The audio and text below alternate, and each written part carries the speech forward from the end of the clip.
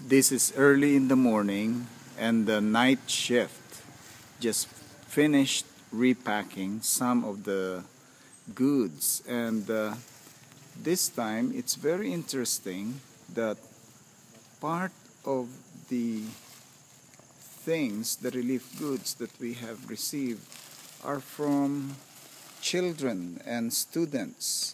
Nenya, what do you have here? Meron po tayong iba't ibang sukat ng sugar. Tulad po nito, meron pong galing po ito sa mga estudyante talaga, sa estudyante ng universidad sa Zamboanga, na pinag-ambagan po nila. Dalawa po ito, dalawang estudyante po ito. So, meron pa pong kalakip na resibo. Kasi parang ni-require po talaga sila ng school.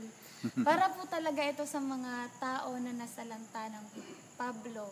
So, ito po yung sa tingin ko, malaking challenge po para sa mga tao, hindi lamang po sa mga matatanda, kundi po sa mga estudyante din na may puso talaga para sa kanilang kapwa. Oh, tapos meron pa po tayong assorted noodles na talagang pinag-ambagan din ng mga estudyante at nilagay pa nila sa mga plastic bags at cartons. At meron pa pong doon po. Soy Joy, ano tong mga to?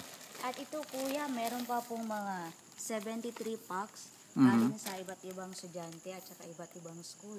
So iba't ibang klase po itong mga noodles na dinonate na para sa Pablo. Wow. Ito po yung malaking tulong. So gusto niyo magpasalamat sa mga bata at mga estudyante sa Sulu. Maraming salamat po sa inyong puso sa pagtutulong sa Pablo victims. Ito po ay malaking tulong po sa kanila everyday. Okay, thank you.